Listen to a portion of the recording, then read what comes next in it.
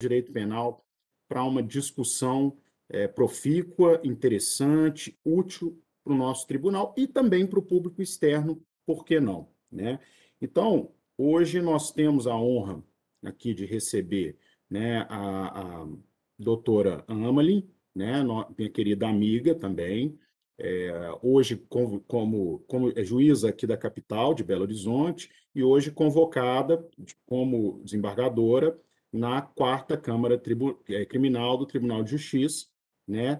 E então eu tenho certeza que esse debate ela vai agregar demais e eu já passo a presidência da mesa para a doutora Amelie, que vai conduzir os debates, mas antes eu gostaria de, até para a gente tornar a questão que não perder mais tempo, né, e já poder sorver dos conhecimentos aqui dos nossos expositores, eu vou já apresentar o doutor Arthur Gueiros, meu querido amigo, né, com quem eu estive aqui em Belo Horizonte da última vez, estivemos juntos na Associação do Ministério Público, numa palestra, e tivemos a oportunidade de fazer uma das últimas palestras presenciais, né, doutor Arthur? E sinto falta disso, viu? Eu espero, vocês já estão convidados para participar aqui da escola, futuramente em eventos que sejam presenciais, né? Porque aí a gente come uma comidinha mineira, vocês vão ser muito bem Exatamente. recebidos aqui, né? Bom, professor Arthur Gueiros, né? Professor titular de Direito Penal da UERJ, Universidade Estadual do Rio de Janeiro, pós-doutor em Direito Penal Econômico pela Universidade de Coimbra, coordenador do Centro de Pesquisas em Crimes Empresariais e Compliance e procurador regional da República no Rio de Janeiro. Então, professor Arthur, eu já vou passar a palavra para o senhor e já passo a presidência da mesa para a doutora Amelie, que aí vai conduzir os trabalhos. Eu vou estar aqui presente, mas, mais uma vez, eu queria manifestar a minha enorme satisfação de receber a você e a receber a doutora Marta também aqui na nossa escola. Fica à vontade. É, é, Bom dia a todos. Agradeço o honroso convite, vindo da Escola Judicial Tribunal de Justiça de Minas Gerais. Inicio eu cumprimentando o doutor Henrique Abiakel, né, para mim é uma grande honra estar aqui participando.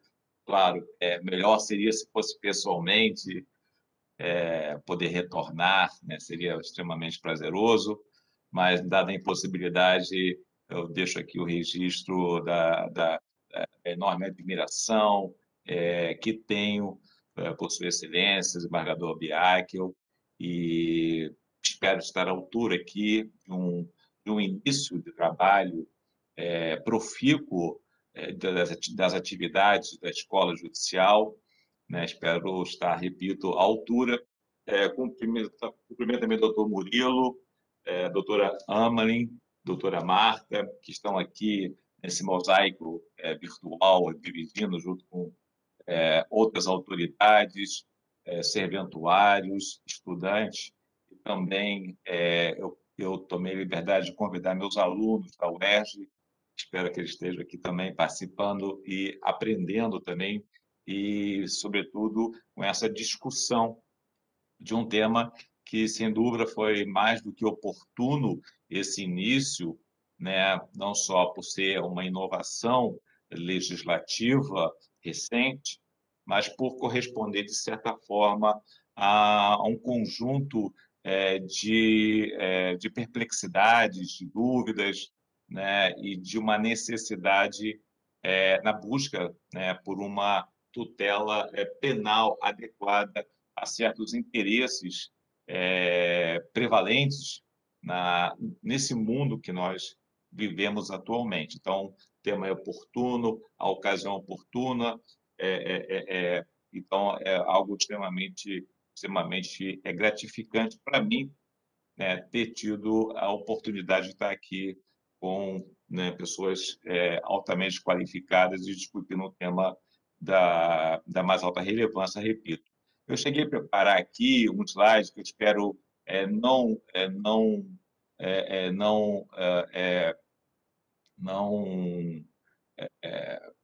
enfim, deixa eu ver como é que eu faço para colocar.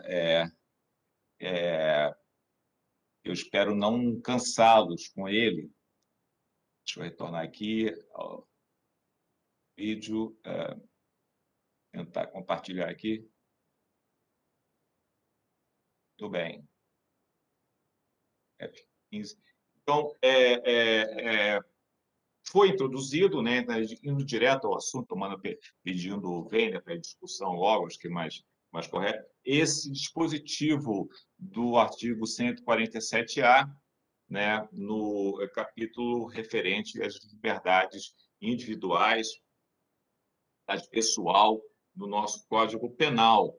E a lei que a introduziu, Lei 4.132, revogou o então artigo 65 da Lei das Contravenções, que corresponderia, de certa forma, a essa preocupação, né, a esse fenômeno da perseguição, do stalking, do cyberstalking. Então, de certa forma, né, correspondeu a um anseio, né,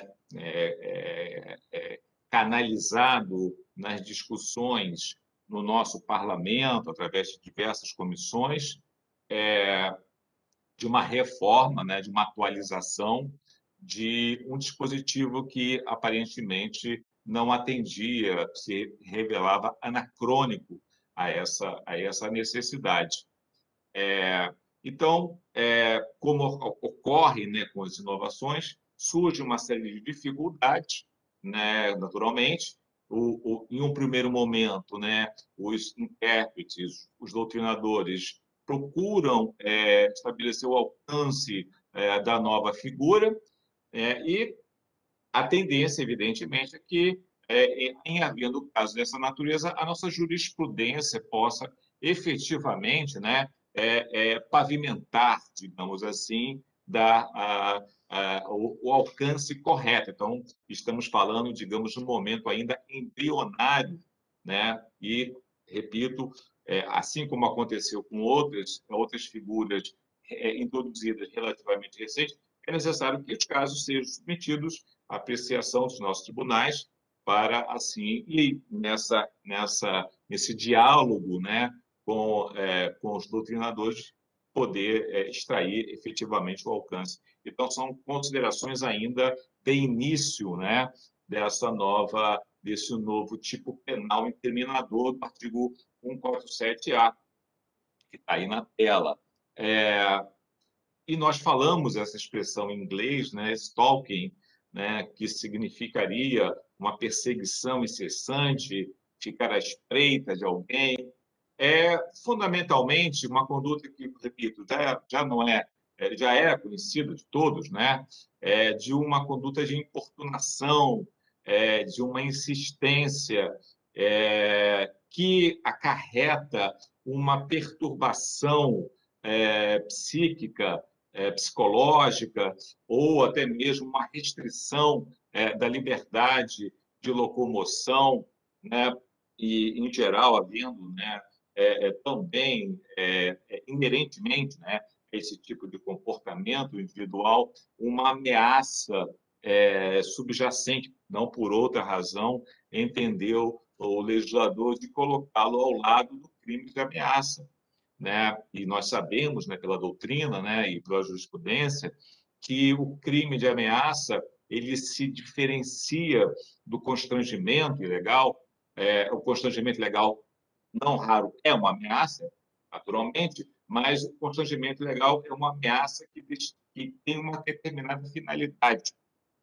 Quer-se alcançar alguma coisa não amparada pelo direito através da ameaça ou da violência física, que são as elementares do constrangimento ilegal. Mas a ameaça, ela se basta por si, né? É apenas o ameaçar, incutir temor na vítima, que, como consequência, ela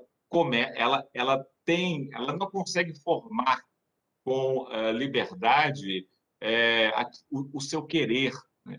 Ela dorme mal, ela passa o dia, faz as suas atividades receosas, né? Então, optou-se em colocar ali, topograficamente no nosso código, mas há, digamos, há vasos comunicadores com outras figuras contidas em outras partes da nossa legislação penal, né? E aí já entra, né, aquela crítica que nós fazemos, e nós doutrinadores, nós que atuamos, de uma falta de uma sistematização mais adequada. Isso é um problema da legislação atual, da tendência, são reformas sempre pontuais, né, demandas ao parlamento, legítimas demandas ao parlamento, pontuais, e não há uma preocupação sistêmica de harmonização, né? Isso traz algumas dificuldades, né? Eu tenho certeza, né? Nem eu penso apenas por forma de colocar, né? Que é importante, que é uma necessidade. Havia, não é como alguns às vezes falam, né? Ah, isso é um modismo, isso é uma importação. A palavra pode ser uma importação, mas o fenômeno e a necessidade de tutela do bem jurídico, eles são reais, são palpáveis.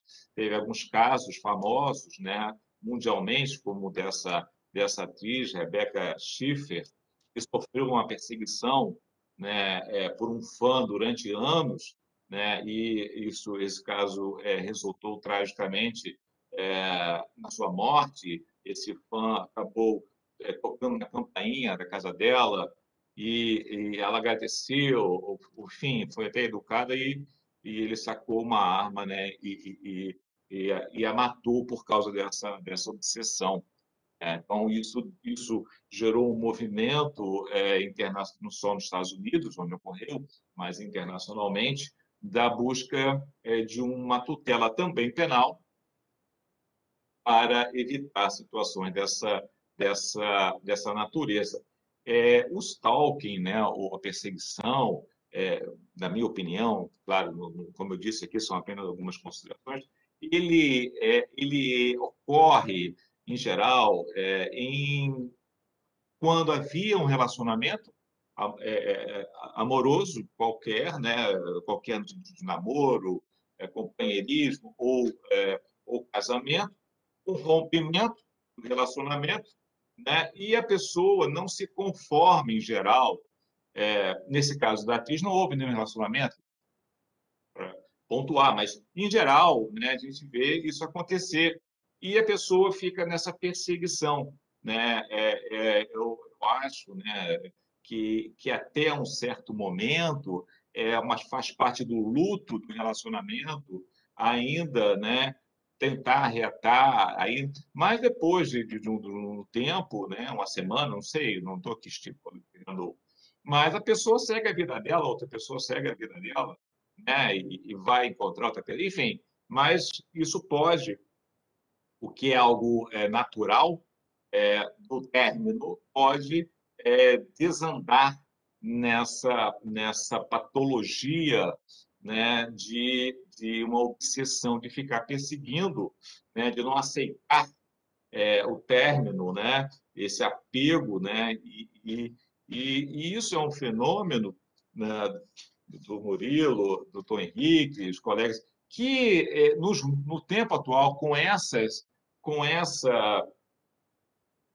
acesso, né, atualmente a diversas mídias e meios, né, da internet, redes sociais, que isso acaba, né, se de um lado as redes sociais nos aproximam, né, por outro pode dar aso a esse tipo de abordagem, ou seja, perseguir na rede social, perseguir, né, no Facebook, no Instagram. Todos nós colocamos na rede, aqueles que têm rede social, né, colocamos as nossas melhores fotos, registramos, em geral, os melhores momentos, onde a gente, né, está sorrindo ou está numa paisagem, uma paisagem bonita. Então, e outra pessoa vê, mas talvez na nossa vida particular esteja até sofrendo, mas a gente nunca quer sair mal na foto, né? E o outro vê aquilo, e isso né, e fica perseguindo, mandando mensagens, mandando flores, ficando na porta do prédio, do local de trabalho, né? Isso é um constrangimento, né, que extravasa, o que eu quero dizer, a essa natural não conformação natural, digo, até o momento em que fica, né? E talvez, né, e aí já uma reflexão, como antes, aquela contravenção penal, e as pessoas tomam, né, em geral, não consideram, né, a lei das contravenções penais é outra questão, né? O que é para ser crime, o que é para ser importante, vira crime, o que não é, né? Então, é um diploma também que não oferece, talvez, uma natureza dissuasória. Quem vai ter medo de uma contravenção penal? Né? Quem tem pouco, né? E antes a pessoa registrava uma queixa, em geral, aquele cidadão, né, com temor, né, de ter que comparecer numa polícia, delegacia de polícia, né, parava essa perseguição, mas não isso com as redes sociais, ele pode perfeitamente, inclusive de qualquer lugar do mundo, continuar a dar likes, né, a fazer.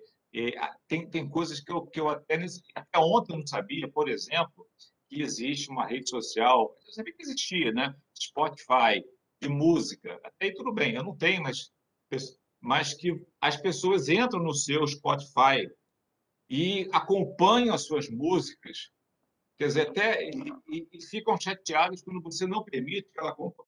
Até a música que você vai ouvir pode ser objeto de pessoas que seguem você no Spotify. Eu não sabia disso. Eu sabia ontem, né? Uma pessoa ficou chateada que a outra estava entrando no Spotify dela, né? Enfim, é, é, muito bem. Como, né, retornando, né, os diversos países tipificam nessa esteira de uma necessidade de uma tutela penal mais satisfatória, como Portugal, no seu artigo 154-A, que acho que é uma redação muito próxima até da nossa, né, acrescentando apenas o verbo assediar, que no nosso código está em outro dispositivo. Tem por objeto, né, jurídico, a liberdade individual da vítima, não é necessariamente uma perseguição com objetivo sentimental ou satisfação sexual. É um crime que qualquer um pode praticar, né? Um crime comum, em geral, né? Tem como sujeito ativo um homem e, em geral, uma mulher como sujeito passivo. Não é necessário, inclusive, a previsão de uma causa de aumento de pena quando se trata contra a mulher, né? No inciso 2 do parágrafo 1º. E o tipo, que foi a definição, é essa perseguição ameaçadora, agregada da elementar reiteradamente, o que indica que se trata de um crime habitual, né, um crime que exige para o seu perfazimento mais de um ato, né? Não basta apenas um único, mandar flor uma vez só, e não mais reiterar. Há necessidade de uma reiteração, que é justamente o que dá o colorido, né, de um atentado à liberdade individual, né, e subtendido uma possível ameaça quando a pessoa não aceita aquela abordagem.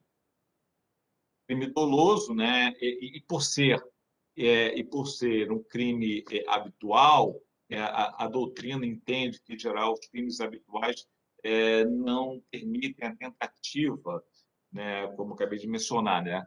O segundo ato já caracteriza a consumação, e o primeiro ainda seria um ato em sede de atos preparatórios.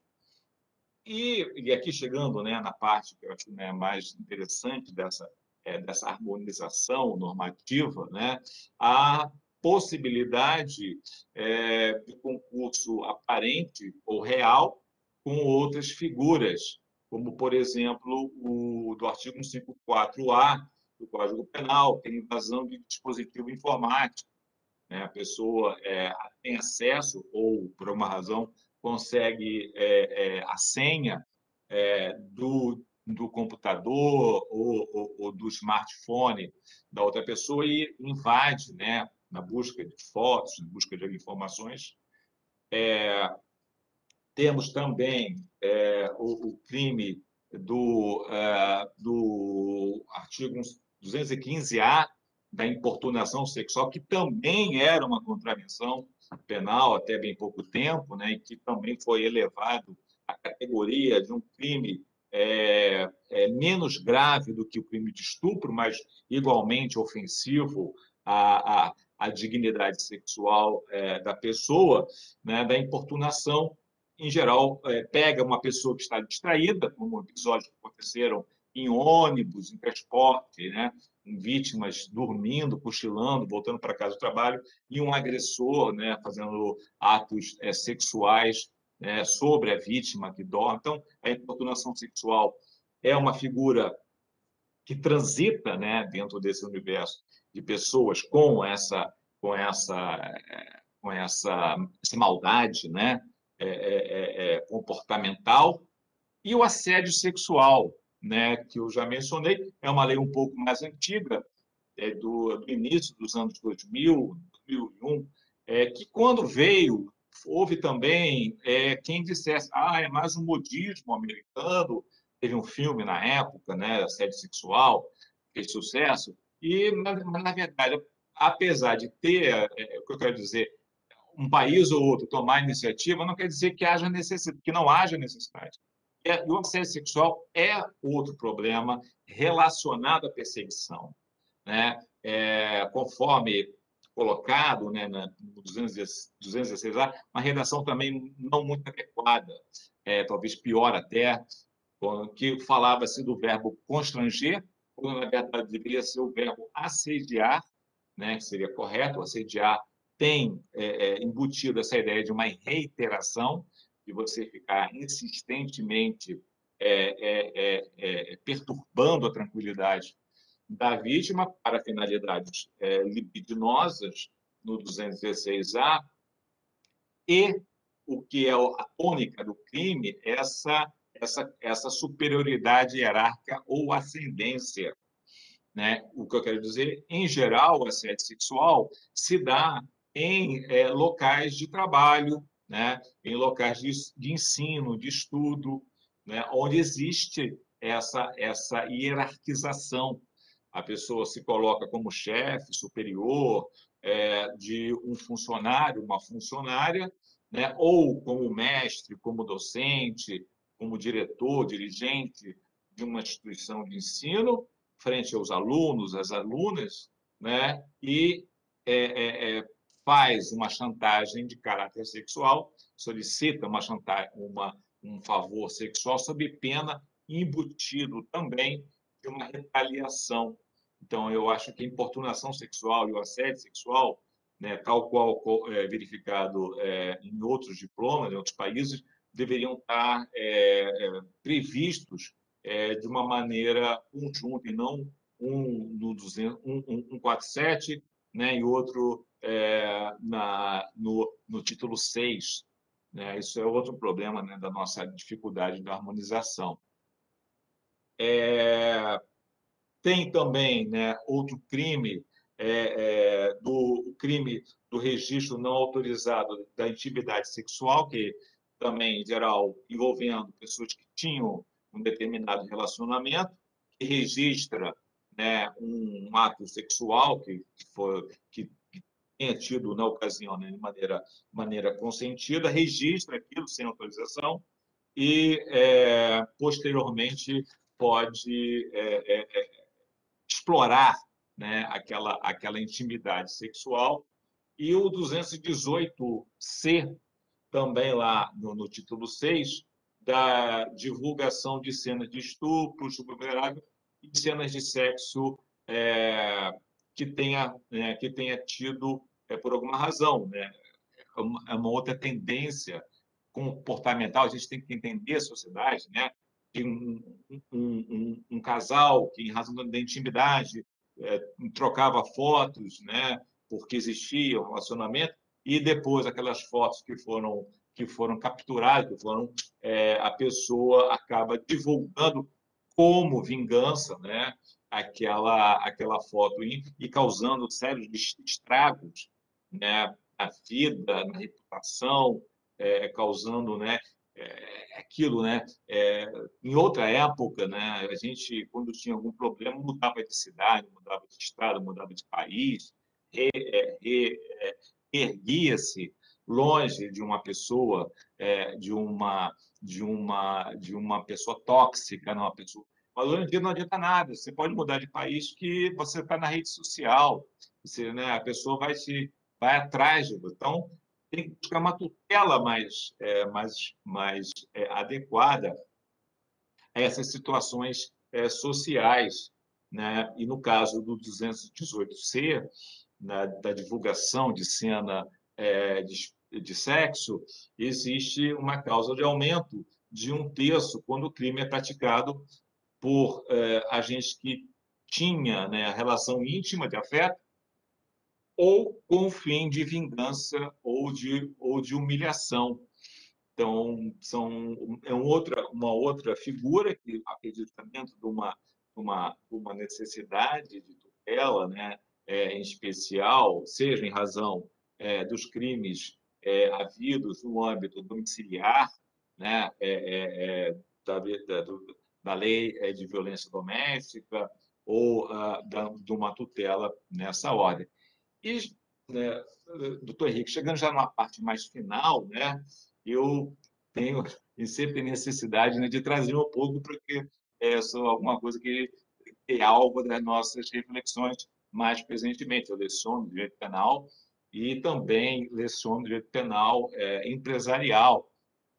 E uma realidade, a realidade concreta é que o stalking, a perseguição, como eu disse, pode ter como cenário, né, o local de trabalho ou o local de estudo, né, alguém que, né, porque tem que conviver, pode ter tido um relacionamento com um colega de trabalho, não tem mais, mas tem que trabalhar, todos têm que trabalhar, ganhar a vida. E naquele ambiente de trabalho fica mandando mensagem, fica entrando na sala, entrando em reunião, chamando a atenção no refeitório, né? Ou na saída, ou na entrada no transporte. Então, isso pode ter também ser algo que viole, e aí onde eu gostaria de chegar, o código de ética ou a política de boa governança de uma instituição, de uma empresa, da administração pública, ou de uma universidade, de escola secundária, enfim. Então, o que eu quero pontuar é que é algo que deve ser também tomado como relevante para as políticas de compliance de uma instituição, né? Teve um caso recente, né? Até uma atriz, amiga de uma prima minha, de uma rede de televisão que um determinado diretor de um programa ficou perseguindo, né? Assediando, né? E acabou foi acionado o setor de compliance desta empresa e parece que não houve uma resposta na velocidade que se deveria pela hipotética, né, gravidade daquele assédio, daquela perseguição. E aí o caso acabou ganhando repercussão geral e uma série de consequências que, né, isto é, antes de nós recorrermos ao direito penal, né, buscarmos tutela ao direito penal, existem outras instâncias que talvez funcionando bem, né, podem ter efeitos preventivos ou de resolução de conflitos dessa natureza sem que haja esse recurso. Nós sabemos que o direito penal ele deve ser utilizado como última ratio, e não como prima ratio. Então, se é, com essa nova figura, né, com a lei em vigor e o fato é um fato concreto, acredito que os programas de integridade devem também estabelecer medidas para obstar esse tipo de comportamento no ambiente de trabalho. Nós passamos mais tempo da nossa vida adulta em contato com colegas de trabalho do que em contato com muitos familiares. Isso é um dado do mundo atual, né? Então, se o local de trabalho é um local onde passamos boa parte do tempo, também é um local que, por via de consequência, pode ser o local onde esse tipo de crime ocorra, envolvendo pessoas que ali trabalham, né, ou que prestem serviço, ou terceirizados, enfim. Então, é uma coisa que deve também ser objeto de preocupação para que não se chegue ao extremo de recorrer ao penal, e que, se tiver que recorrer também, que o seja, né? É última ratio, mas não é nula ratio. Nós, como operadores, né, estamos, né, devemos, né, também agir, né, na tutela de interesses de pessoas em situação de vulnerabilidade ou não. Eu chego, então, nessa parte conclusiva, com essas brevíssimas considerações sobre esse novo tipo penal, e esperando, acho que mais do que falar, gostaria mais de ouvir a doutora Márcia, a doutora Amine, e participar também de uma discussão, um debate que possa ser enriquecedor para todos nós. Doutor Henrique, doutor Murilo, muito obrigado aí pela oportunidade dada e me coloco à disposição para é, o que for necessário. Deixa eu ver como é que eu faço para sair para sair do compartilhamento. Conseguiu. Conseguiram? Ah, muito Ah, obrigado. Antônio, obrigado, hein? parabéns. Bom dia a todos. Agora que eu vou falar pela primeira vez, agradeço a Deus, né, em primeiro lugar, por estar aqui. Agradeço o desembargador Tiago Pinto, através do Murilo, que me proporcionou estar aqui com os senhores hoje. Doutor Murilo, essa doçura de pessoa, para quem a gente olha e sente paz, sente carinho, sente ternura. Sou uma fã do doutor Murilo, do doutor desembargador Tiago, nem se fala. Também quero deixar registrado o meu agradecimento ao desembargador Henrique. Essa convocação agora para o Tribunal de Justiça me trouxe uma grata surpresa, além do prazer de estar aqui, da alegria, do agradecimento de estar aqui no tribunal, ter podido conviver, estar convivendo com o desembargador Murilo, com o desembargador Henrique, e hoje poder chamá-lo de amigo. Temos várias afinidades, uma pessoa que eu vou admirar eternamente, viu, desembargador, meu querido amigo, daqui para frente. Parabéns ao doutor Arthur, os elogios que o desembargador Henrique fez ao senhor anteriormente são todos muito merecidos, viu? É um prazer estar aqui com o senhor. E agora eu queria falar da doutora Marta, que foi um encanto à primeira vista, poder conhecer e falar com a doutora Marta. É uma pessoa assim ímpar, nós nos encantamos, eu me encantei com ela, uma doçura e uma humildade. Eu liguei para ela, falei, meu Deus, vou ligar para ela.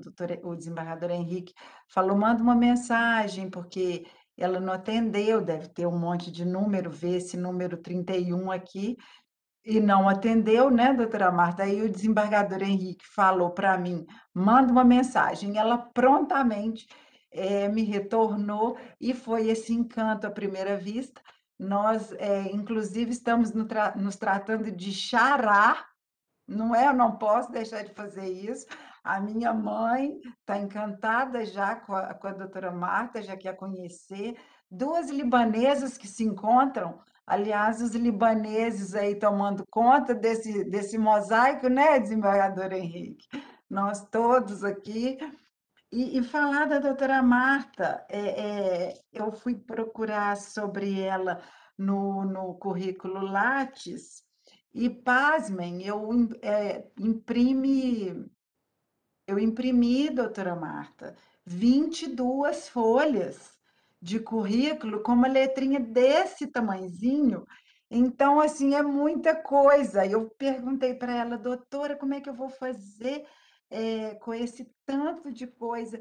E ela humildemente falou, foca, centra na professora, sou professora de processo penal na USP. Olha que lindo que ela falou, mas ela é professora, ela é doutora pela USP, mestre pela USP, tem inúmeras coisas. Eu não vou nem continuar falando, que senão eu privo as pessoas aqui da palestra dela. Então, eu passo a palavra à doutora Marta, minha xará, que quase que chamou Amali também, e seja muito bem-vinda aqui nesse Tribunal de Justiça de Minas Gerais, viu? Muito obrigada, doutora Amalin. Para mim é um motivo de enorme alegria. Eu falo que eu procuro sempre ver assim, o lado bom das coisas e tenho dito que, dentro dessa tragédia que a gente vive, da pandemia, os efeitos secundários são esses tipos de encontro, né? A possibilidade de rever amigos, aprender virtualmente. E esse tipo de encontro começou com uma brincadeira, eu falando, nunca conheci uma Amalin, estou muito feliz de ter conhecido, eu cresci ouvindo que eu deveria ter chamado Amalin, eu tinha até um e-mail Amalin, Gmail, de tanto que eu tinha isso, e eu nunca tinha tido a alegria de encontrar, e espero vê-la pessoalmente. Eu queria agradecer enormemente o gentil convite que me foi feito pelo desembargador Henrique Abiakel. Para mim é uma alegria estar aqui. Também cumprimento o Dr. Murilo. Tenho certeza de que as atividades aqui da escola serão muito produtivas. Eu vi pela organização, pela forma como isso foi conduzido, de um profissionalismo, um cuidado, uma atenção muito grande, nada amador, nada improvisado, né? Não é porque a gente está no ambiente virtual que o cuidado é menor, ao contrário. Então, tenho certeza e desejo vida longa e sucesso nessa à frente da atividade.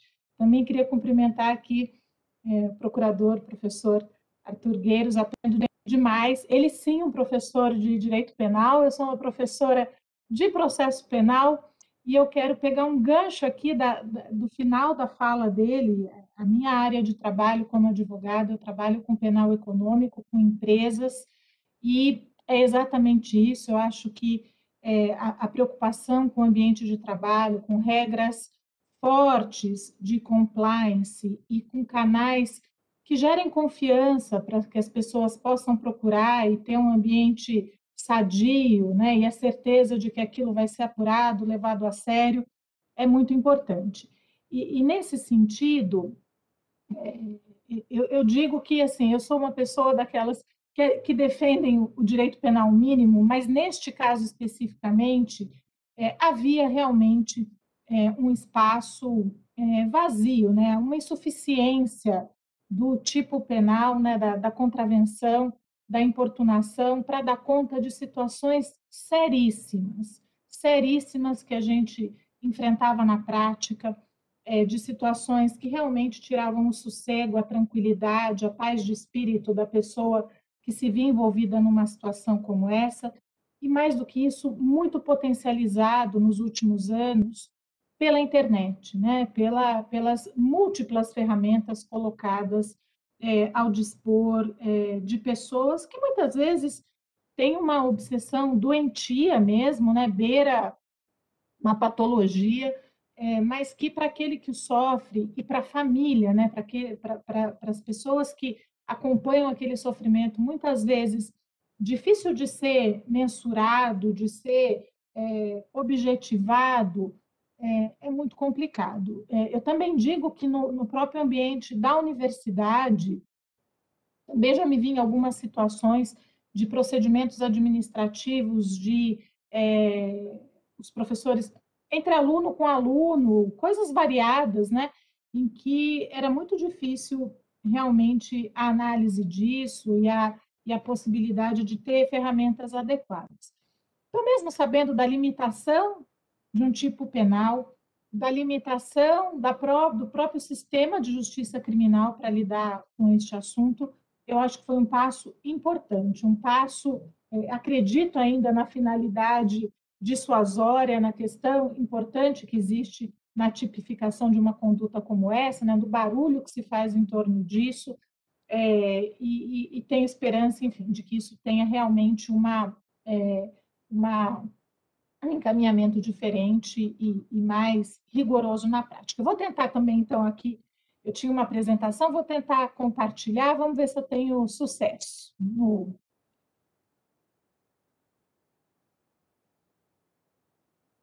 Vocês veem? Deixa eu colocar aqui para exibir desde o início.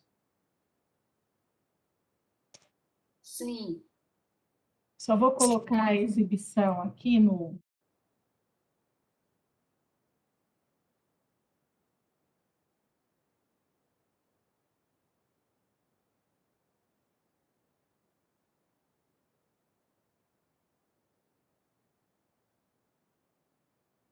Bom, então, antes de entrar propriamente, eu não quero me repetir aqui, porque, obviamente, toda apresentação do Dr. Arthur, impecável, assino embaixo em todas as questões que foram apresentadas ali, mas, basicamente, essa conduta, né, que é muito próxima do assédio, mas é alguma coisa que a gente não conseguia pôr exatamente ali, então, sem falar exatamente dessa figura em espécie, mas de uma criminalização que vem acontecendo ao redor do mundo em torno dessa figura, é sempre alguma coisa intencional por parte daquele que o faz, indesejado pela vítima, né? Não é um cortejo, não é uma paquera, é alguma coisa que realmente é intencional por quem faz e é indesejado por aquele que recebe. E existe uma semelhança, né? Algo que, se a gente fosse falar em termos mais criminológicos, que envolve isso, que é sempre um assédio, uma importunação, quase uma vigilância, né? Uma sensação de estar sempre, por isso que ele é chamado, ele tem como núcleo do verbo o perseguir, né? E que pode acarretar, em alguns casos, ofensa à integridade física, e a gente tem concurso de crimes, ou psicológica, né? Esse medo, esse abalo emocional substancial, né? Que pode ser paralisador, que pode ser limitante de frequentar determinados lugares ou se vê em determinadas situações sozinho, né? Então, é algo realmente dessa maneira. E existe, então, uma insistência, né? Uma impertinência, uma habitualidade, isso pode se dar por qualquer meio, né? Pode ser um telefonema em que a pessoa atende e fica mudo, né? Pode não ter palavra, pode ser um e-mail vazio, né? Não necessariamente essa importunação, essa sensação de vigilância se dê de uma maneira, muitas vezes, a própria insistência. Então, o envio de um e-mail, eu já enfrentei um caso assim, todo sábado a 1 hora da tarde. Não tinha nada, não havia um teor de ameaça, era um e-mail com título estranho, mas todo sábado, aquela sensação de periodicidade, né? E que deve acarretar na vítima esse temor, né, de que possa haver uma escalada, um mal injusto e grave, ou seja, qual que é o próximo passo, qual é a expectativa em relação a isso, e que acaba resultando uma perda significativa de tranquilidade, de paz de espírito, de alguma maneira invadindo então a privacidade, a intimidade, a liberdade, né, o espaço de liberdade da vítima. E é possível ver, né, nesses perfis, é interessante. Há vários estudos americanos sobre isso, principalmente estudos empíricos, entrevistam homens e mulheres, verificam a porcentagem. Então, tem um estudo recente que mostra que, pegando o mesmo número de mulheres e de homens, de mesmo perfil e tudo mais, 1% disse ter sido de mulheres, ter se visto numa situação como essa no ano anterior, salvo engano, 0,4% dos homens, né? Então, existe uma maior tendência de a mulher ser vítima disso. Mas, basicamente, a gente pode ver, se fosse uma escalada, se a gente pudesse fazer um curso dessa conduta, né, daquele que pratica o crime, normalmente a coleta de informações, né? E isso, obviamente, muito potencializado pela internet. A gente consegue obter, traçar um perfil de uma pessoa por fontes abertas mesmo de pesquisa, internet, né? Então, onde trabalha, quem são os colegas, né? Então, foto de, lembrado aqui pelo professor Arthur, né? Foto de Facebook, por onde a pessoa anda, quais são os hábitos, quem são os amigos, né? Repetidos contatos ameaçadores, às vezes esses contatos se dão pelo envio de mensagem, mas também por presentes inoportunos, né? Envio de pacote, aparecimento surpresa, registros recorrentes de crimes, né? Então, quem pratica o crime, também para chamar a atenção, para trazer a pessoa, faz falsa comunicação de crime, usa o aparato estatal para isso, faz postagens, né, com dano à imagem, dano à honra, pichação, formas de violação, às vezes, à própria casa, então, vandalismo, violação de domicílio, ameaças veladas, né? Procura familiares, amigos, encaminha mensagens, né? E pode chegar em situações muito graves, a agressão física, a estupro, ou a feminicídio ou homicídio. Então, é uma escalada e muitas vezes incerta, né? Difícil de se precisar em qual estágio a gente está, porque em determinado momento meio que vira tudo isso, né, a conduta. E daí a insuficiência que eu achava que havia da contravenção da importunação sexual, importunação ao sujeito. Se a gente chegasse nisso, até chegar aqui na agressão física, na falsa comunicação de crime, a gente tinha muito pouco, né? Mesmo vendo uma fotografia, ou melhor, se a gente tivesse um filme daquele período, era muito insuficiente a contravenção, né? E também existem estudos curiosos, né, sobre o perfil da pessoa que também se coloca numa situação, né, de ser investigado e acusado pelo crime de perseguição, que é muito variado. Pode ter sido um rejeitado, como lembrou aqui o professor Arthur, normalmente isso se dá entre companheiros ou alguém que tenha tido a expectativa de ter tido um relacionamento amoroso com alguém e tenha sido rejeitado, ou alguém que se sinta ressentido, né, no ambiente de trabalho ou num relacionamento amoroso, alguém que às vezes capta uma informação e busca intimidade sem isso nunca ter sido ofertado a ele, então, envio de buquê de flores, mensagens. Eu tive um caso em que um funcionário dizia que a chefe olhava diferente, a chefe não sabia nem quem era esse funcionário. Não, ela entra no elevador, eu vejo que ela fica um pouco. Então, ele fantasiava muitas coisas a respeito disso e reiteradamente mandava isso, e-mails, flores, bilhetes, né? Então, existe exatamente isso, aquele cortejador inadequado, né? Aquele que não sabe o limite, não sabe ouvir um não, né? Tem aquele que se sente que é um pouco um predador, aquele que se sente inadequado ou inferior, e tem aquele com a vaidade ferida, né? Ou que tenta, de alguma maneira, também, por meio, falando aqui de ambiente virtual, por meio de postagens, né? Que elegem uma vítima determinada, tentam criar ali uma comunidade em torno daquilo, ampliar os seus seguidores, né? Obter alguma remuneração por aquilo, pensando já numa situação que não seja propriamente de um relacionamento amoroso, mas de eleição de uma vítima a ser perseguida.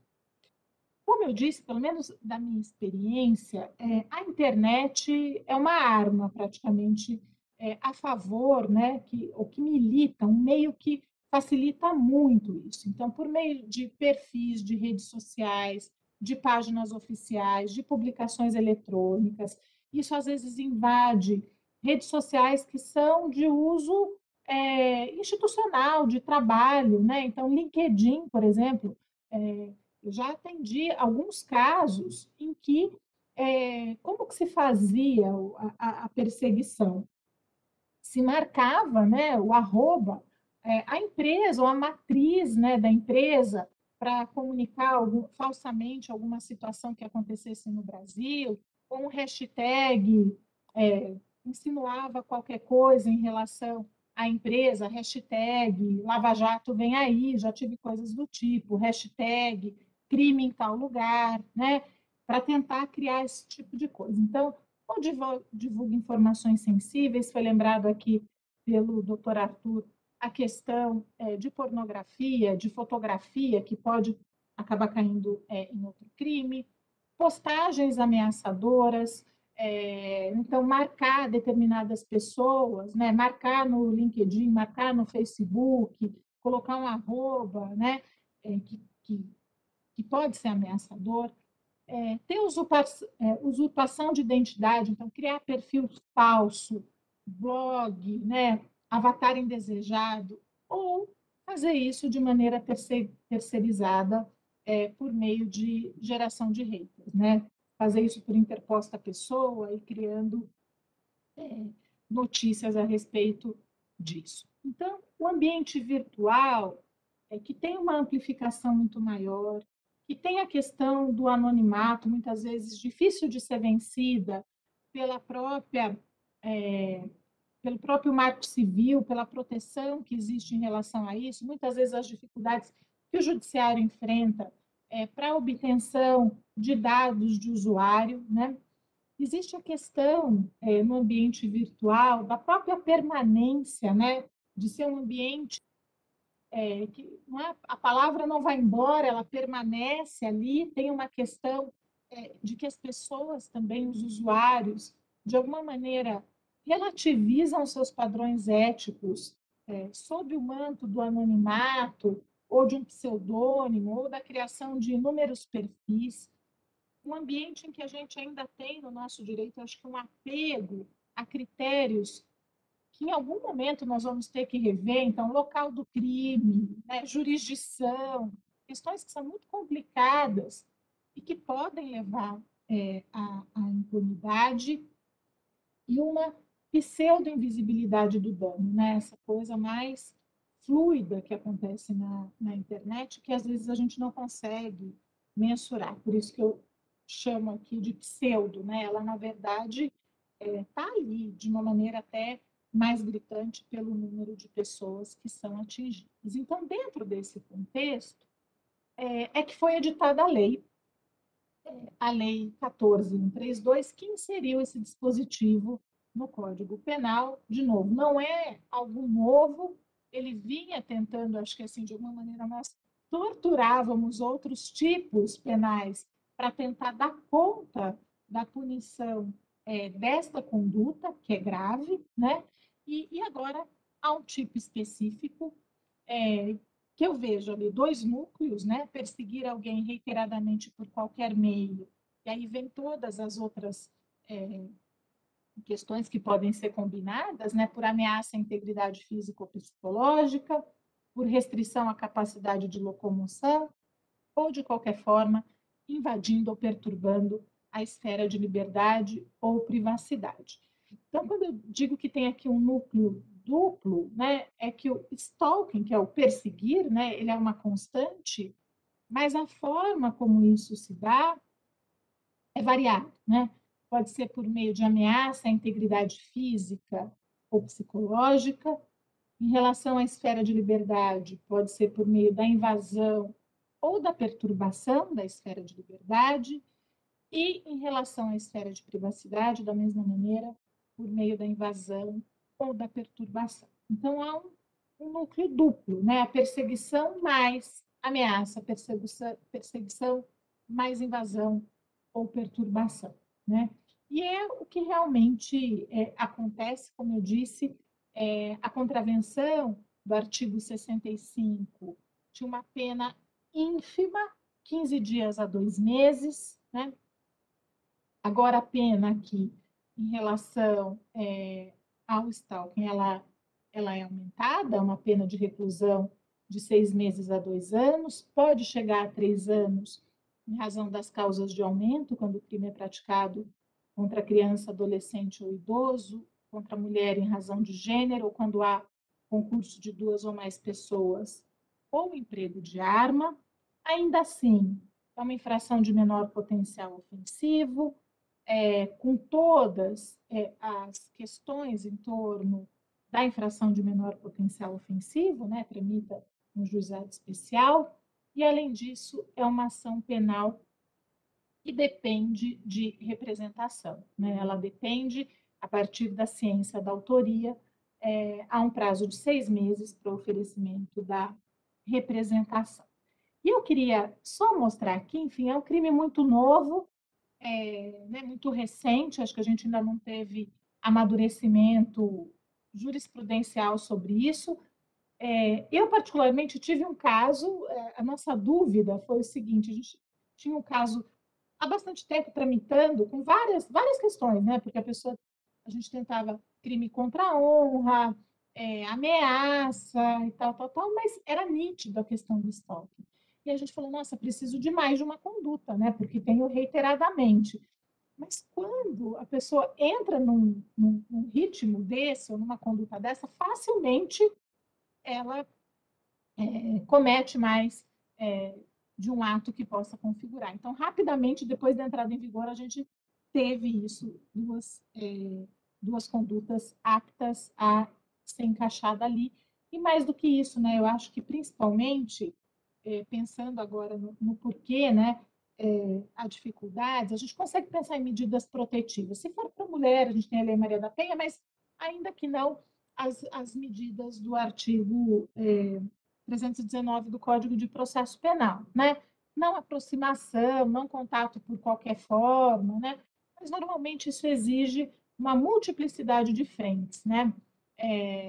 Pedido para que as redes sociais também coíbam isso, na forma que, enfim, isso viola as políticas dessas redes, mas aqui no Ministério Público do Estado de São Paulo, o CAOCRIM, né, que é o núcleo de gênero, que tem um núcleo de gênero, emitiu algumas orientações, eu diria assim, né, a partir da experiência, principalmente das promotoras que trabalhavam ali, a respeito disso, que pode ser, enfim, eu queria compartilhar aqui, porque de repente é algo que possa ser aproveitado em outros lugares. Então, a perseguição por parte do agente configura fator de risco conforme o formulário nacional de risco do CNJ.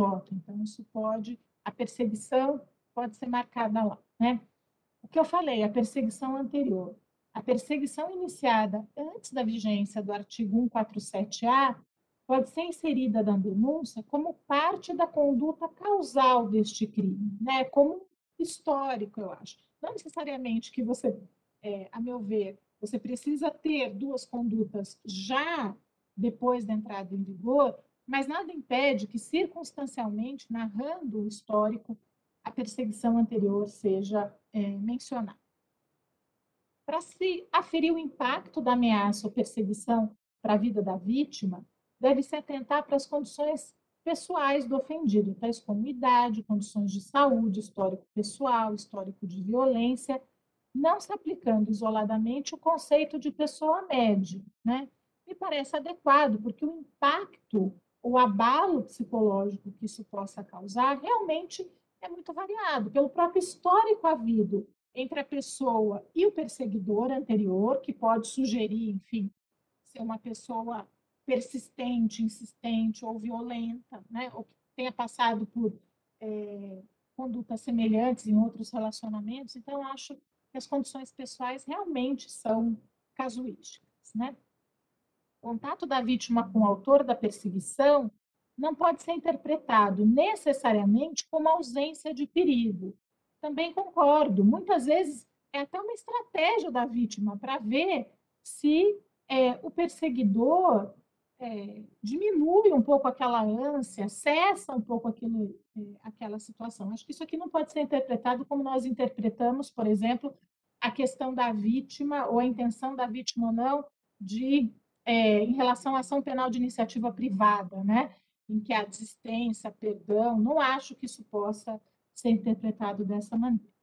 E condutas isoladas que não configuram infrações penais podem configurar crime de perseguição em razão da sua repetição e insistência, tais como encarar a vítima, abordagens insistentes, seguir a vítima na rua ou local de trabalho, enviar mensagens repetidamente, telefonemas insistentes, presentes indesejados ou estranhos. Então, a conduta isoladamente não é típica, né? Mas exatamente num contexto, né?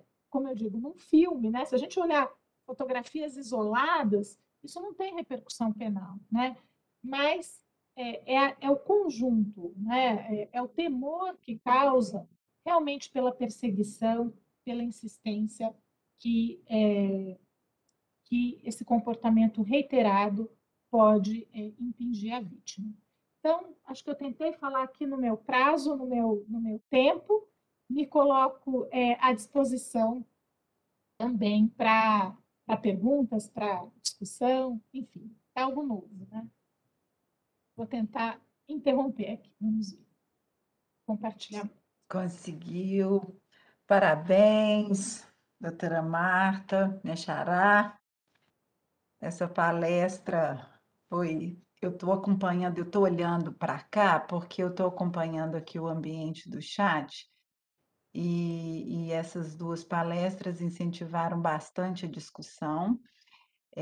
Parabéns aos dois aí, de novo, para o doutor Arthur, e parabéns, sinceros parabéns, merecidíssimos parabéns à doutora Marta. E eu vou passar a palavra para o desembargador Henrique, que, conversando aqui comigo, já falou que tem uma questão para trazer para nós. Bom, obrigado, Amalie. Na verdade, eu queria só fazer um breve comentário parabenizando aos dois. Eu tive notícia realmente que está bombando de pergunta aí no chat, o que é ótimo, né? Mostra o tanto que causou interesse, o tema é muito bom. Eu queria só fazer comentar uns pequenos comentários parabenizando as duas exposições e de questões que me chamaram a atenção aqui. Até o meu intuito aqui é principalmente até fomentar ainda mais a discussão, e as perguntas e as reflexões. Me parece sempre muito interessante, por isso a escolha do tema, porque novas tipificações de condutas, né, elas levantam muitas questões, né, questões dogmáticas quanto a verbo núcleo, a dolo especial, dolo específico, né, fins especiais de agir, elementos subjetivos, questões dogmáticas do tipo. Mas duas coisas que me chamaram a atenção, especialmente nas palestras dos dois. Primeiro foi a questão do compliance, né, da questão da conformidade e da integridade, né? A gente aqui no Tribunal de Justiça, hoje mesmo, terá uma reunião, eu estou participando do grupo de trabalho no CNJ, onde nós estamos estudando diretrizes gerais para adoção de programas de integridade em todos os tribunais do país, né? A gente, no Tribunal de Justiça de Minas, temos o orgulho muito grande de falar que nós demos um passo à frente e nós já temos o nosso programa de integridade com código de conduta, e é muito interessante porque toda vez que há uma criminalização ou pelo menos a discussão sobre um tipo de conduta que pode acontecer em ambiente empresarial e ambiente público, e aí que entra o meu ponto que eu acho interessante, porque é óbvio que essa conduta é uma conduta que gera questões que devem estar nos códigos de conduta. Então, eu achei essa abordagem muito interessante, porque nós, muitas vezes, parece tão óbvio, né, que essas condutas precisam estar em códigos de condutas e em manuais de integridade, que nós não necessariamente pensamos nisso. Então, eu queria chamar a atenção para essa questão. E a segunda questão que eu queria chamar a atenção é o paradigma vitimológico, né? Eu tenho interesse muito grande pela vitimologia, estudei bastante isso, tenho linha de pesquisa em vitimologia, e eu tenho para mim que o atendimento à vítima, doutora Marta, a senhora falou aí bastante dessa questão, né? O atendimento à vítima, ele nada tem a ver com a punição do criminoso. Não existe um jogo de soma zero do ponto de vista da economia, né? Punir o criminoso não significa tirar direito da vítima. E tirar direito e atender a vítima não significa a punição com rigor. A punição ela tem que obedecer ao princípio da proporcionalidade. Eu acho que esse ponto é muito importante porque é um tipo de delito em que há uma vitimização secundária pelo próprio judiciário, muitas vezes, né, se a pessoa foi exposta, há uma vitimização terciária perante a sociedade. Então, eu acho que é muito importante ter esse olhar vitimológico. Eu estou fazendo essas duas provocações aqui para gerar reflexão nos nossos participantes, em todos nós, né, e também para levantar um pouquinho a bola de alguma eventual discussão que possa ter aí no chat. Então, para não tomar tempo do pessoal que quer perguntar, eu já volto a palavra para a doutora Amelie conduzir esse debate. Ok. Desembargador Henrique, só respondendo antes aqui as pessoas, os slides dos dois expositores estão disponibilizados no ambiente da live, tem perguntas nesse sentido. Então, só para já esclarecer aí. Tem muitas questões, doutores, os senhores querem já se manifestar em relação a essa pontuação do desembargador Henrique, antes de passar Posso? para as questões do chat, as questões que tem várias aqui. Acho que vai ter que ter outro ciclo de palestras em relação ao stalking. Tem muita coisa. Em primeiro lugar, agradecer, né, as palavras elogiosas e cumprimentar a professora Marta, né, por sua palestra. É um brinde muito especial, né, pela reflexão clara e lúcida e profunda, né, sobre essa temática, né, enriquecedora para mim. Só reiterar na questão do compliance, né, que é uma tendência, né, atual, né, já fazendo comercial do meu livro que eu lancei, Direito Penal Empresarial, que foi da minha tese de titularidade da cadeira de Direito Penal e depois crescido justamente com questões envolvendo os programas de integridade no Brasil também, né, que toca o que o doutor Henrique mencionou. E a questão da vitimologia, né, e a vítima dogmática, são questões realmente que, infelizmente, né, no Brasil ainda estão engateando. Estou falando aqui, né, atrás do livro do Antônio Garcia Pablo de Molina, né, e outros grandes nomes, né, da vitimologia, que tem, inclusive, índices, não só o que já foi, não vou repetir, mas índice de mensuração da periculosidade, né, o risco pela relação vítima e agressor. Quanto mais próxima, mais distante, não existem. Então, ou seja, o que a vitimologia propugna disso é de uma prevenção pelo olhar da vítima, de certa forma, a vítima, né, que às vezes, muitas vezes o agressor, infelizmente, é aquilo mesmo, ele vai ser aquilo, infelizmente, não tem conserto no sentido figurado, né?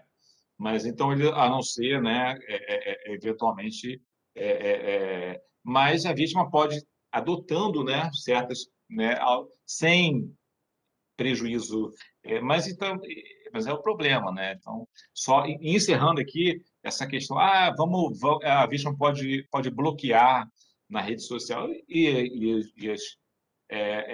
as empresas têm dever, né, de colocar essa ferramenta, mas o perseguidor vai arrumar um jeito. Eu fiquei sabendo que até esse Pix de transferência de dinheiro o perseguidor coloca o CPF da vítima, né? E transfere um real, e a vítima já vê que, né, está sendo, como a doutora Marta falou, aquele e-mail todo sábado, né? E a pessoa vai encontrar, né? Então vai ser sempre uma eterna busca por uma tutela satisfatória. São essas brevíssimas colocações em cima do que foi pontuado, né, pelo doutor Henrique, e, de novo, dando meus parabéns à professora Marta.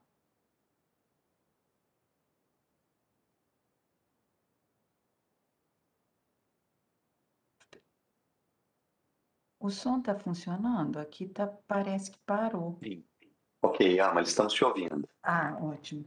Aqui ficou meio parado aqui, rodando. Eu estava vendo aqui, pelo tempo que nós temos, até conversando, vendo com o doutor Murilo aqui, nós temos muitas perguntas para os expositores. Acredito que nesse tempo aí, ó, 14 minutos, não teríamos como responder todas.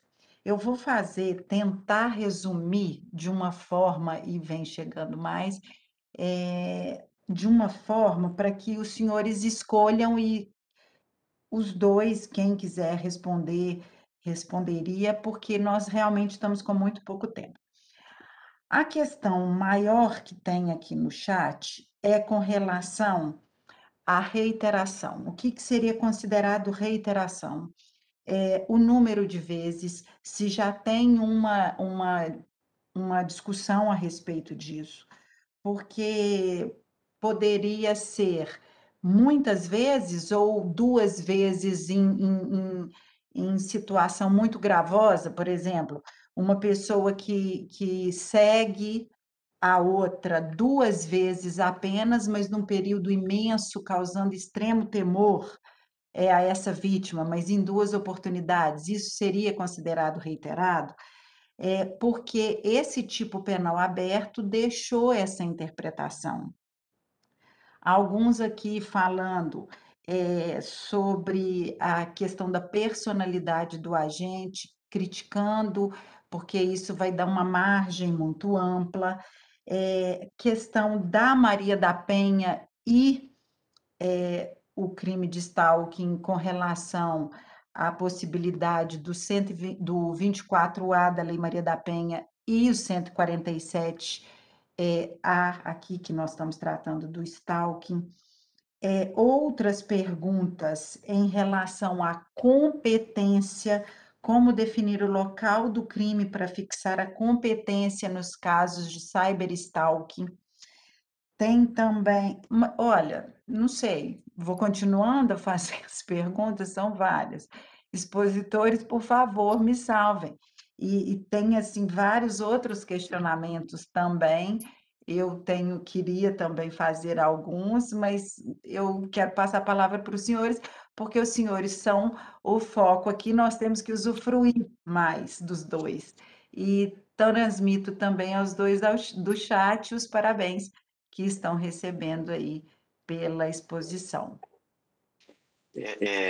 Amalie, doutora Marta, doutor Arthur, se me permitir uma sugestão, essas perguntas já colocadas pela doutora Amalie, que são provenientes do chat, se os senhores, né, professora Marta, professor Arthur, puderem responder, eu acho que seria o ideal nesse restante de tempo que nós temos, e as que não forem respondidas, em que não houver tempo, se os expositores puderem se disponibilizar a respondê-las por e-mail, ficaríamos muito gratos e disponibilizaríamos na EGF, no ambiente virtual da EGF, a quem as perguntou. Pode ser dessa forma? Pode ser.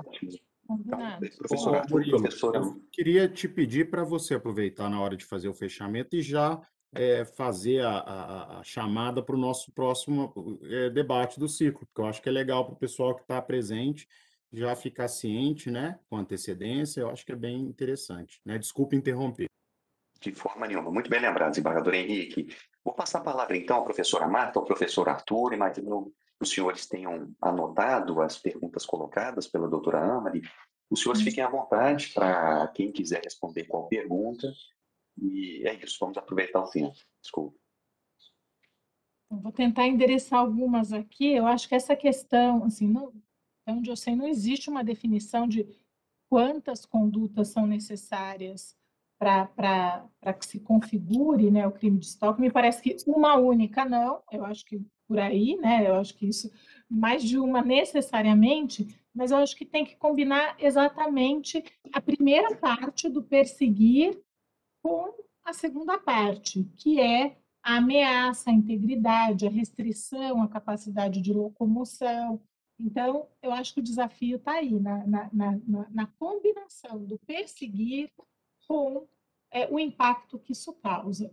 E daí um ponto que eu acho importante, que pelo menos na minha prática é algo que sempre aparece, é assim, como comprovar isso, né?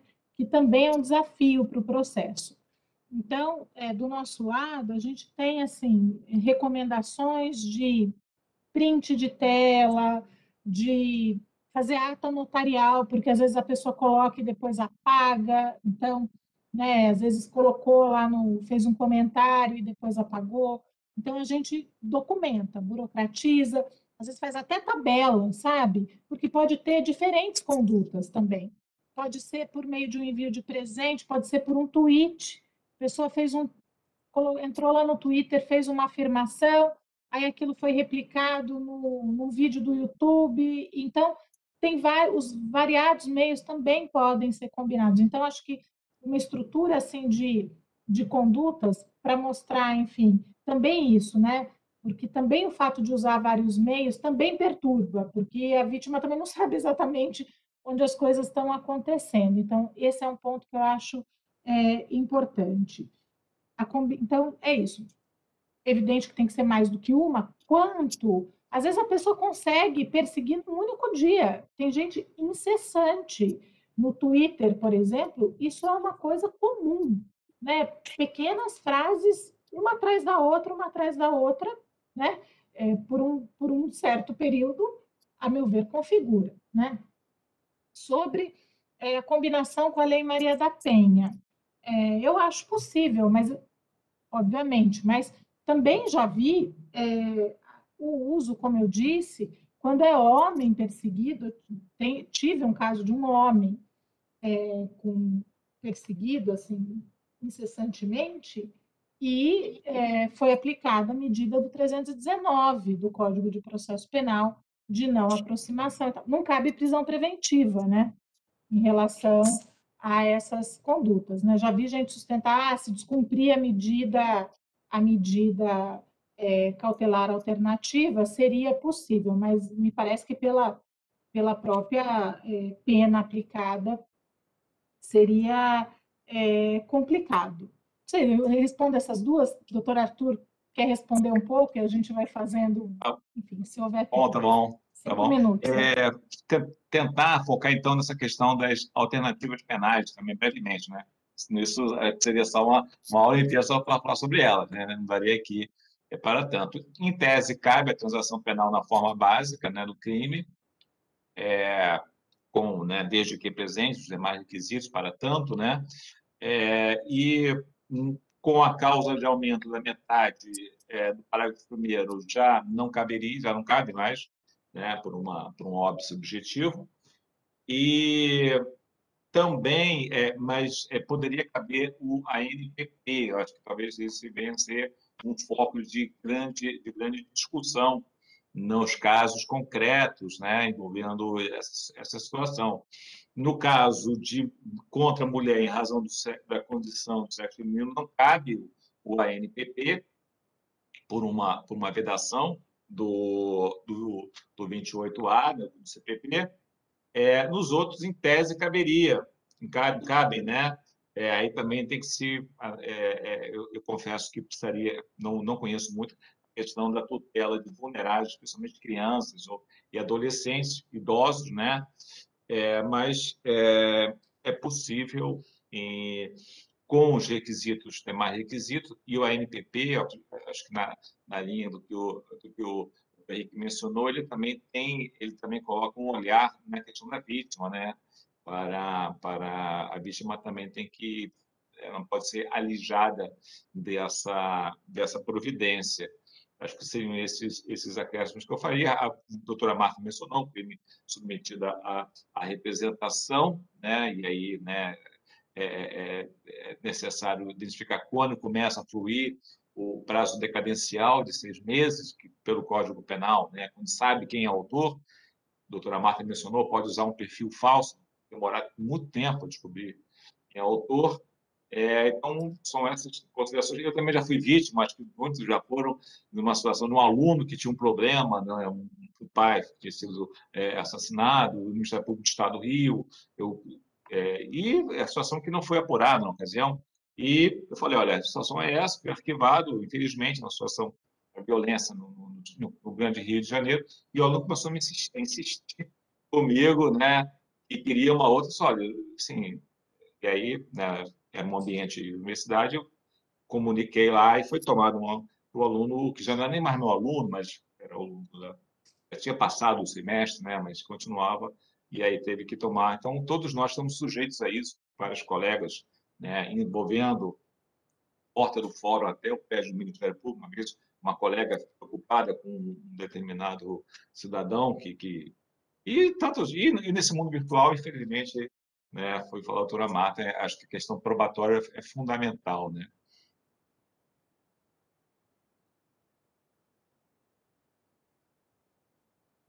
Marinho, dá tempo para uma última pergunta, se Pois houver.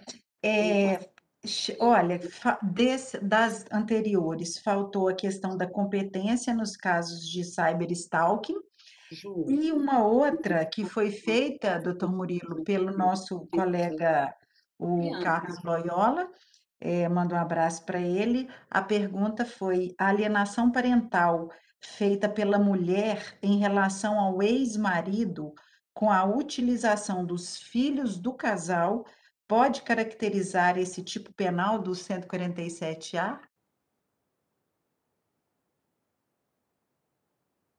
Sim, eu não entendo, vou falar, acho que a doutora Marta vai Não, falar não, melhor, é melhor falar por último, porque eu vou falar uma besteira, mas a princípio, eu acho que não, né? Alienação parental, indiretamente, né? Estou pensando, né, de que maneira pode ser essa pensão, pode vir por via oblíqua, né, essa situação, mas aí é uma questão mais complexa, aí acho que melhor deixar com a doutora Marta as perguntas mais difíceis e deixar as fáceis comigo. Eu também não vejo como aqui a alienação parental, a não ser que haja realmente condutas que revelem um pouco exatamente o que diz o tipo, que é a perseguição. Não sei, assim, pensando num caso de alienação parental, mas de omissão, né, de ocultação, não me parece, apesar de ter a parte final, né, tirar o sossego, a liberdade, né, a paz de espírito e tudo mais, tem que ter, não sei, não tinha pensado nisso, para ser sincera, assim, de se isso poderia ser, a depender da conduta, da prática, da forma como isso é registrado, né? Envios de e-mail, a gente sabe o quanto que, gente, quando família cruza com penal, é o pior cenário, né, possível. E a criatividade é além do que a gente consegue casuisticamente pensar em exemplos, né? Então, realmente pode ter, talvez haja situações assim. Não acho que seja uma questão necessária, né? Necessariamente a configuração configura histórias.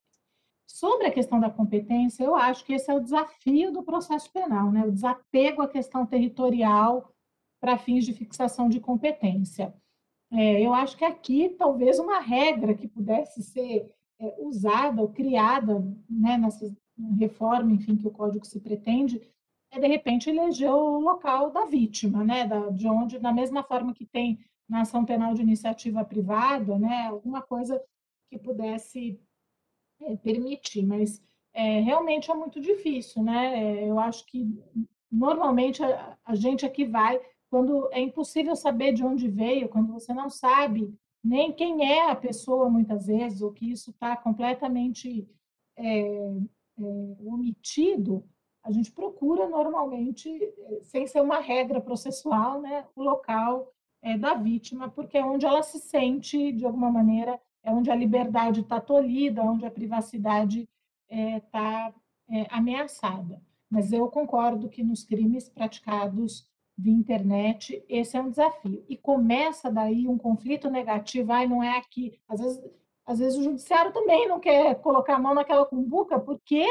muitas vezes, eu já tive caso assim, quem colocou a mão naquela história passa a ser stalkeado.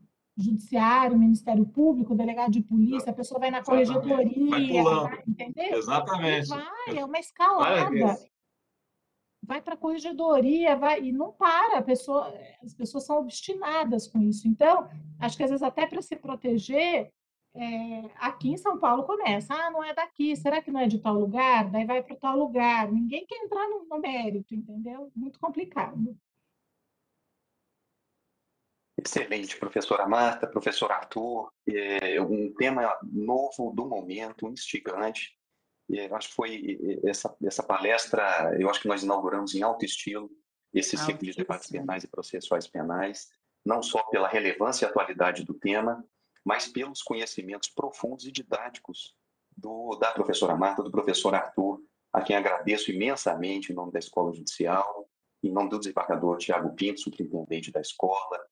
Agradeço ainda a minha colega, a doutora Amalie, que aceitou o desafio, que não é fácil funcionar em um debate como este, de um tema em que há muito pouco escrito, muito pouco ainda debatido, mas a nossa colega, como é típico dela, corajosa, enfrenta desafios, não é à toa que é juíza da capital, sumariante, vinculada ao 2º Tribunal do Júri, lida com os crimes dolosos contra a vida e atualmente convocada para substituir desembargador no Tribunal de Justiça.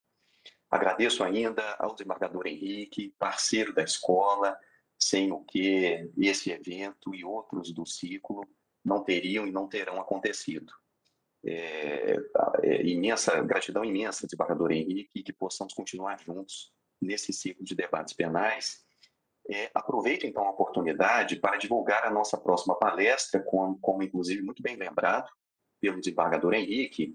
Nossa próxima palestra do ciclo serão sempre encontros mensais. O próximo encontro, portanto, ocorrerá no dia 24 de junho, sempre nesse horário, entre 10h30 e meio-dia. O tema será princípio acusatório, conteúdo, limites e aplicabilidade prática. Teremos como expositores o professor Américo B.D. Freire Júnior, professor, atual juiz federal, e ainda o professor Orlandino Gleiser, pesquisador atualmente na Alemanha. Yes. E o nosso debatedor será o nosso colega Marcelo Rodrigues Fioravante, juiz aqui da capital, também, coincidentemente, também juiz sumariante, só que vinculado ao 1º Tribunal do Júri. Enfim, já extrapolamos o nosso tempo. Em nome, então, do desembargador Tiago Pinto, agradeço imensamente. Esperamos revê-los em outra oportunidade. E é isso. Até uma próxima. Obrigado a todos.